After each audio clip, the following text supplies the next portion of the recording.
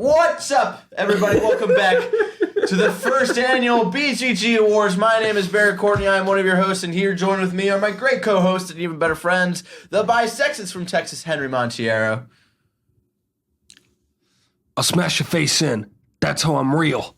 And in between us is my favorite chunky punk, Ricky Balzan. Apparently that's how he's real. And if you're just joining us for this portion of the BzG Awards, yesterday we did our favorite TV shows and like our personal favorite TV shows and albums of 2015. And today it's turning more into like an award show where we have categories and we got nominees, and we got winners, and we got losers, and all that. We're the losers. We're all the losers here. And here, this is our movie portion. Tomorrow we'll have video games and all that stuff, so if you want video games, come back tomorrow. But for now, we want to celebrate some of the best things that have come out of film in 2015. Like my wife. So we're just gonna go through our categories one after another. We're just gonna fucking get through it. We're just gonna get through it, okay? Henry, where'd your cheesecake go? It disappeared. Oh shit, it's over there. Okay. I was like, he had cheesecake. No, I don't want the cheesecake back. Get the fuck out of here, cheesecake. Piece of shit. Anyway. Every year, women are in movies. These are our nominees for Best Actress of 2015. And the nominees are Daisy Ridley as Rey in Star Wars, Charlize Theron as Furiosa in Mad Max, Alicia Vikander as Ava in Ex Machina, and Jennifer Jason Leigh as Daisy Domergue in The Hateful Eight. The winner is... Can you do it? I was testing these last night and it was so bad. And the winner is Daisy Ridley. For Star Wars. Yeah. She did a great job. Daisy Ridley rules. I know. She's fucking she's the best. She fucking rules. She definitely brought the character of Rey to life. She was the good thing about that movie, mate. That was a backhanded compliment. You bitch. Just saying that because he's racist. I meant that in the best way possible. I like to say that Rey is basically, you put the character, not like specifically Hermione Granger, but you put that general character you put her in into your a lead role of Star Wars. That is Rey. Yeah. And I can't imagine any other actress being that character. And that's when you know you got something good. A lot of these other, again, we said this like a month or two ago. None of the nominees or anything like this is bad or blah, blah, blah. They're all great. Yeah. Just some stand out more than others do. Yeah. And so, Daisy Ridley, fucking awesome. She shit. Chugu. What's the next category? Here we go. Okay. Yeah. Every year, Writer. There's no possible way that movies could be made without a script. Well, I guess no interesting movie could be made without a script. These are the nominees for Best Script of 2015. And the nominees are The Martian, Ant-Man, Straight Outta Compton, Star Wars Episode 7 The Force Awakens, The Hateful Eight, Inside Out, and Ex Machina. And the winner is... The Hateful Eight. Fucking awesome. I love that movie. Yeah, it's a good movie. Hateful Eight, great script. Hateful Eight? The Hateful Eight. I'm just saying words all wrong today. Bill Nye. Bill Nye. It has one of the best monologues, I think, in all Tarantino writing history.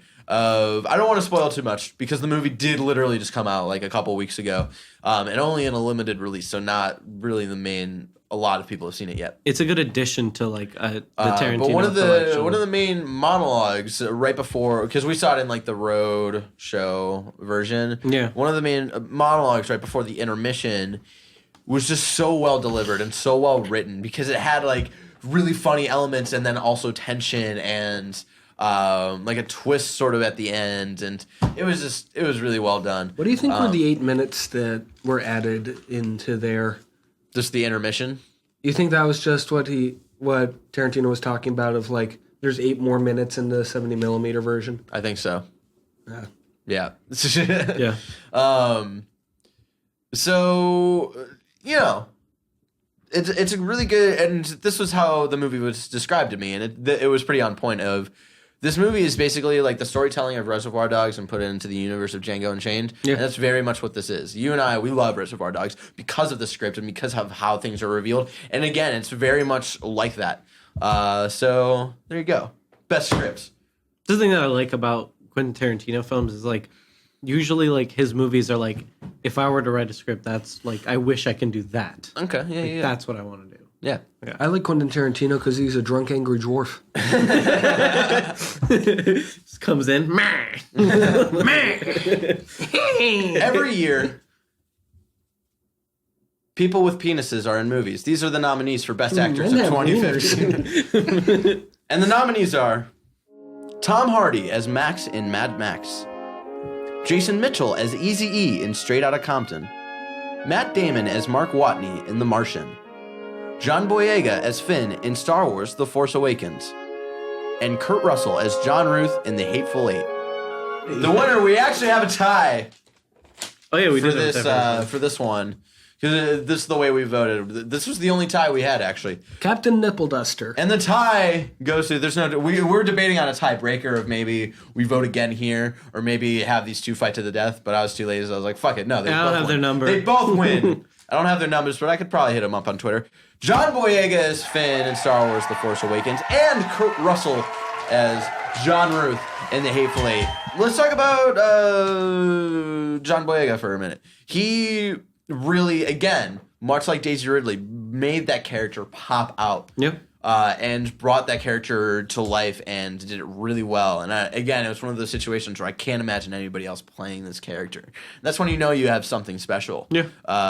It was really cool to see John Boyega be in Attack the Block like a couple of years ago. Yeah. They're like, oh, he's really cool. I really like him. He's a really good like main actor. Now he's a Star Wars. Now he's in a Star Wars, and that's fucking crazy. Yep. So it was really good. It was really cool to see him have so much fun. Like watching him, I was like, this is like what if like Daniel was in a Star Wars movie. Like that's how much fun you can see he's having. Because Daniel Fielding always just has fun. You know? Wow, this is wild. So he just did. Again, Daisy Ridley and John Boyega, I think, are the best parts of that movie. Yeah. And we thought that they should definitely be recognized for that. Oh, for sure. Because Star Wars is such a big thing, and it came back in such a good way. And yes, it was mainly those two that made it come back in a good way. Yep. And then Kurt Russell. What a surprise. And the weird thing is, I recently watched a Netflix documentary, which you guys should check out on Netflix. It's The Battered Bastards of Baseball. It was a documentary about his dad, Bing Russell, who started a single A minor league baseball team. His dad, Bing Crosby. And like Kurt Russell was like on that team, and it's so weird to think about like he was a single A like non-sponsored like baseball player, and then now he's in this movie. Yeah.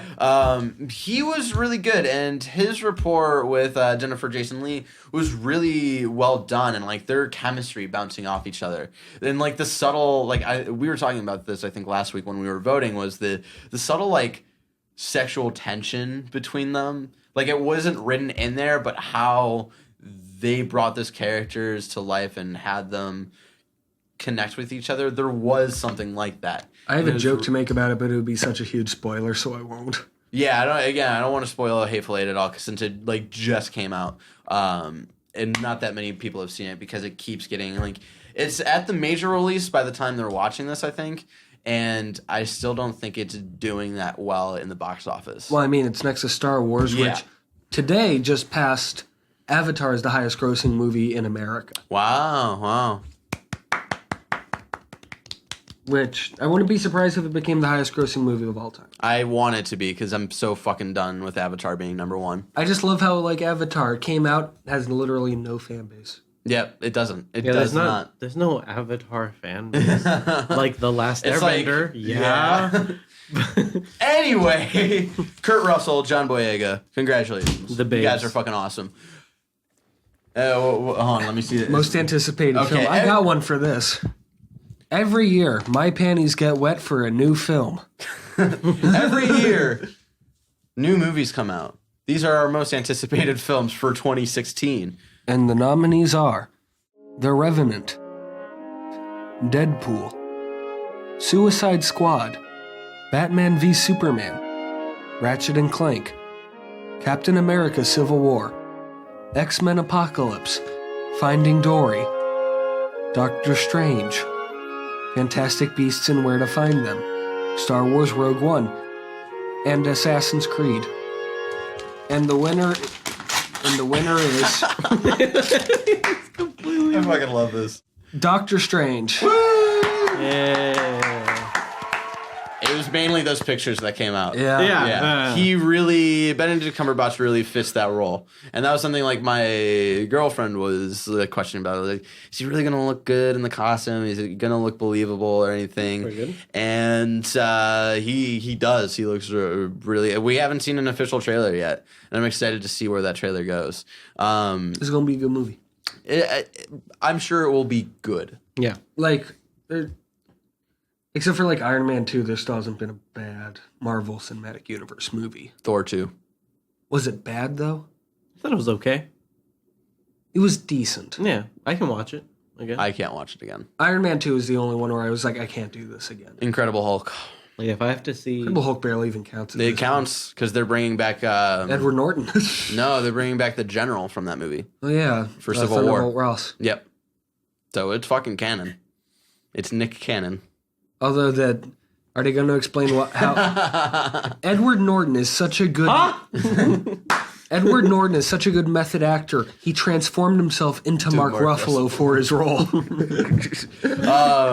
So yeah, really cool. One of them probably going to be one of the more unique Marvel movies to come out, just because of what Doctor Strange comes from, and the MC universe has all been sort of mainly science, and this is sort of our first look at to what mystical shit is. Because Thor, they like took the cheap route of like, what you know is magic, we know is science. It's like that's not really what. you're not telling us magic. You're not doing magic. I don't like it. You have special powers because you guys are fucking gods. Like that's what that is. But then they're like, no, it's science to us. It's like, no, that's fucking horseshit. That's a straight up rainbow ass bridge. That's magic. And they like put it all like technology, and it was like, oh god damn it. So it'll be interesting to see if they put science back into this mystic shit or not. I hope not. So yeah, there you go. Our most anticipated film for BzG. Okay. I heard a cell phone. I did too. Yeah. It's This okay. is not just you. Every year, movies are directed. These are the nominees for Best Director of 2015. And the nominees are Quentin Tarantino for Hateful Eight, J.J. Abrams for Star Wars, Ridley Scott for The Martian, F. Gary Gray for Straight Outta Compton, George Miller for Mad Max, Alex Garland for Ex Machina. And the winner is...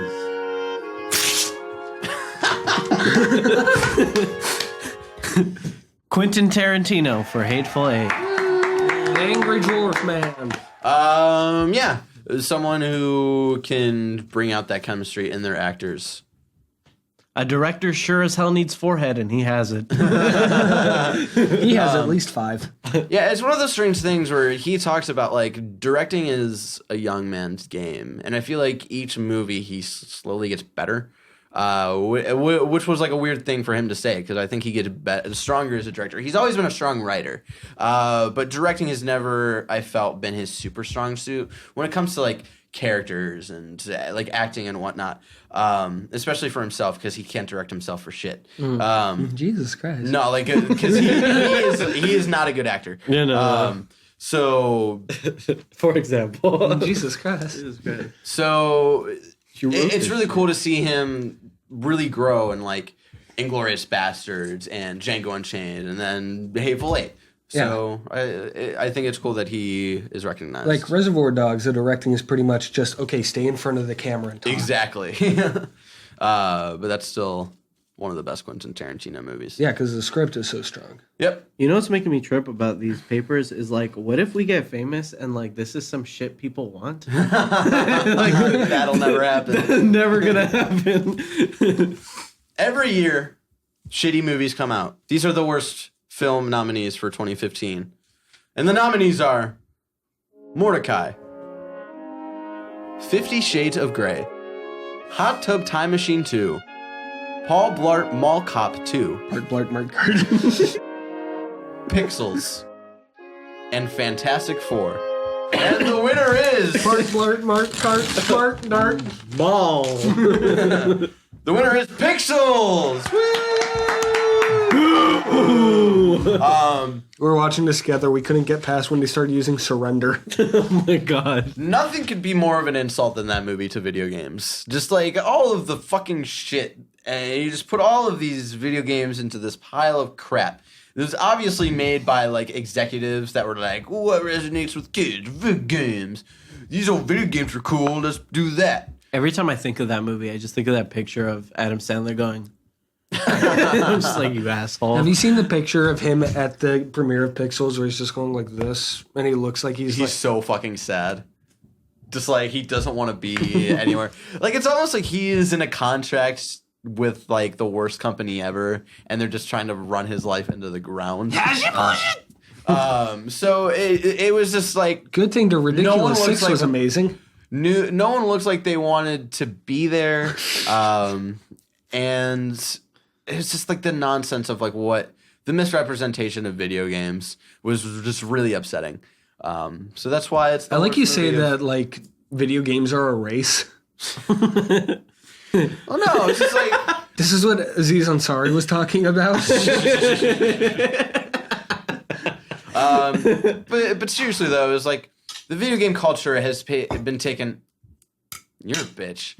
The video game culture has taken so long to like come out to the mainstream and be like, hey, it's like not that nerdy of a thing. We're not that like much of a minority. Stop like doing all of these like sort of unwarranted like pokes at us of like video games are fucking dorks and shit. And it's like this was sort of like if this movie came out like 20 years ago, maybe. But it's 2015. It would have been like that. It would have been like Mazes and Monsters, that movie Tom Cruise was in when he was a kid. Yeah. This movie did to like the video game community what Hitler did to Jewish people? No, Wow. I was gonna say what they did to Native Americans. We're like, oh no, we're not India at all. Nah, you're Indians. Yeah. Like this is not how video games are portrayed anymore. It's like, it is. No, yeah, it is. What the UK did to their Indians. I played and what we did Pac-Man to once. ours. I know. I'm so sorry that we're fucking comparing this shit to fucking video games and movies. I'm so sorry. Just cancel the show. Every year, great movies come out. These are our nominees for Best Movie of 2015. And the nominees are Inside Out, Hateful Eight, Star Wars The Force Awakens, The Martian, Straight Outta Compton, Mad Max Fury Road, and Ex Machina. Now before I open up this envelope, which is pointless because we know the fucking winner, I want to talk about the runner-up just for a minute. The runner-up, of course, is Ex Machina. Of course. Movie was dope. It was so good. It was a good move. I've never seen a knife go in someone so smoothly. Oh my god, that makes me cringe so much. And it's like That scene this with whole Drake. this whole movie was just like this sort of cringeworthy just awkwardness of just like intensity of like what's going on, like are they really like falling for each other? And then you learn at the end it's like that's not how it went down. Like that's not how it was going down at all. Even though we thought we knew what the movie was throughout the whole of it, that twist at the end is so fucking good. And didn't like the I wouldn't say this is the rising action because it's sort of like the very end of the film of, or maybe it's the climax a little bit of just like Oscar Isaac's character like being killed. Yeah. And just like how like nonchalant that happens, and you're just like left in shock of like, holy fuck, is this really happening right now? And how who is the other Hux. guy, General Hux from Star Wars. I forget what his name is.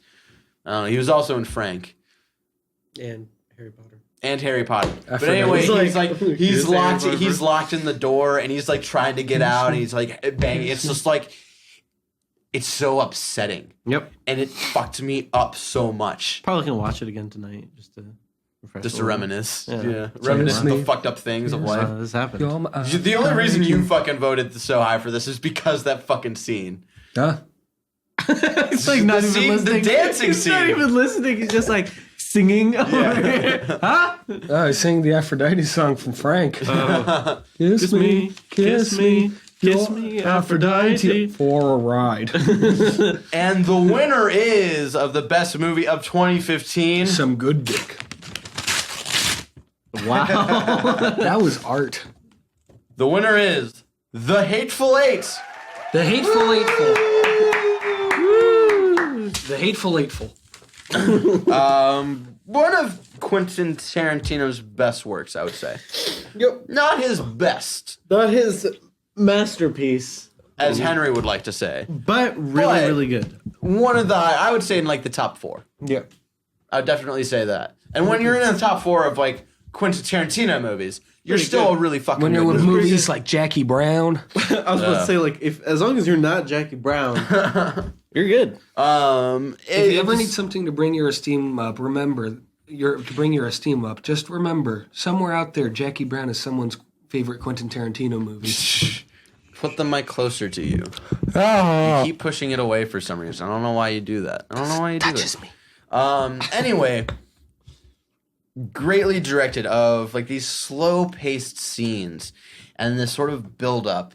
And a lot of these slow-paced scenes of just like one-on-one talks with each other had like a payoff like right at the end where like just a quick like change around or so like some little tiny twist and it's fucking hilarious.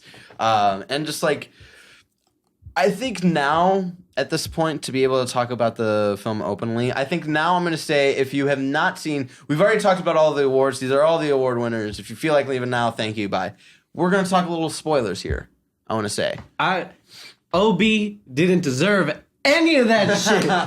No, he did not. Yeah, a lot, and like Kurt Russell's character, John Ruth and Obi did not deserve to die whatsoever. And when Kurt Russell's just throwing up, it was just like such a sad like, fuck, they won. Of just like it's over. But then it turned into like Samuel L. Jackson like taking that shit over and like trying to find out who fucked over this sort of friend that he had. It wasn't like a huge friend, but it was this Enough of a acquaintance connection. that he respected. Yeah. And The then one there wasn't calling him the N-word. and you know, the relationship that were built of like this guy who used to fight for the South and sort of tries to build himself up a little more than he really is. Like he's the son of one of these guys who like went rogue and kept trying to fight this war even though it was over. But he was trying to build himself up as more, and like him being racist, but then like becoming sort of like allies with Samuel L. Jackson at the end. Yeah. And the Jennifer Jason Leigh as Donahue, and just like again her relationship with Kurt Russell and them bouncing back and off each other was just so well done. I think Tim Roth did a great job as a character that was clearly written to be Christoph Waltz. Exactly. Yeah. And that's like that's when it gets a little awkward because I think Tim Roth did feel a little forced in that role. What was But, Christoph Waltz doing instead of this? Spectre. Oh, right. Yep. So Should have done this instead. Yep. but you know Tim Roth still did well. He was still fun. That's the thing. It's like I was glad to see Tarantino him movies again. yeah. Yeah. And that's like I talked about earlier. Like I'm always rooting for Ewan McGregor. I'm always rooting for I forget who else. Who's the other person? I forget. I don't care anymore. But anyway, John Boyega. no, not John Boyega. You're not rooting for him? You racist? I mean, yeah, but I'm talking about like two guys who've like always like sort of been, who've been in films for like the last 20 years. Ewan McGregor and someone else, whatever. Anyway, Tim Roth is someone else who I'm like, yeah, I'm rooting for you. I always want you to be in things. Tim Roth is shit. So that was just, you know, he did really well. And then like the Bob Bob was such a fucking funny character of just like how simple and how like deadpan he sort of was. Just works really well in the mix of the ensemble. Everybody has a mother. I don't know. Do you guys have anything else to say about it? And you know why Minnie finally got rid of that sign? They started allowing in dogs. My favorite scene of that movie is when she asks Kurt Russell if she could play the guitar. Yeah. And she starts playing it as she's kind of like sassing him because she knows he just What is drank this, it. Bioshock Infinite? Yeah. I thought that was like one of the best things. Yep. Just because like he prolonged that scene for so long that it's like it started letting you focus on it more. Yep. And kind of understanding like Shit's about to go down. Yep. like no, like it's over. Yep.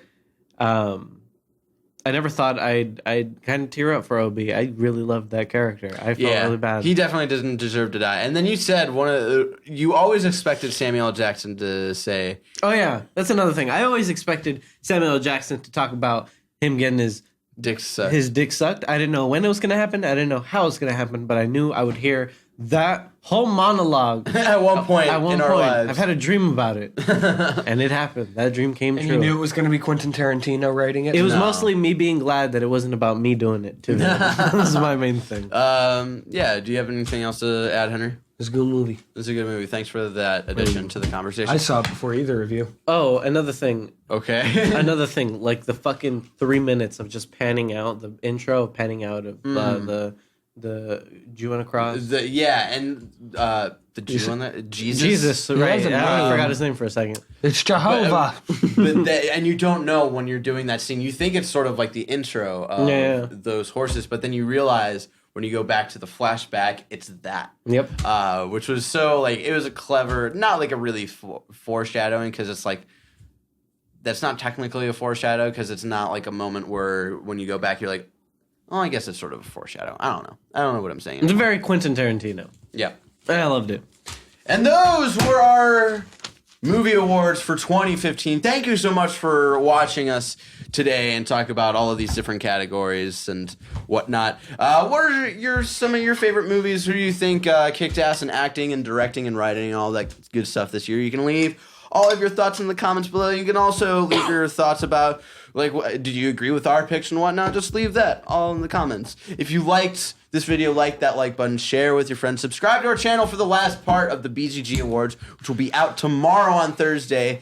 And if you're anticipating those video game awards coming out tomorrow, and you're really excited about who's Some going to good win our stuff. nominees stuff. are going to be, watch my Batman Arkham Knight playthrough since it's one of the nominees for Game of the Year.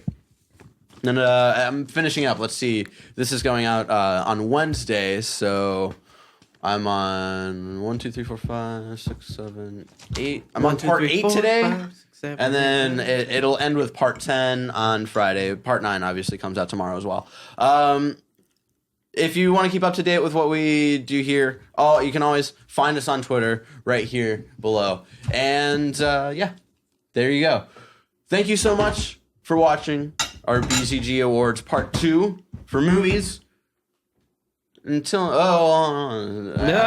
always forget one fucking thing. Again, my name is Barrett Courtney. I'm one of your hosts. Thank you, Ricky. Thank you, Henry, for joining me today. And thank You're you welcome. for joining me today. Until next time. Until tomorrow for the final part of the BzG Awards. Have a great day full of great movies, much like Pixels. No. Thank you.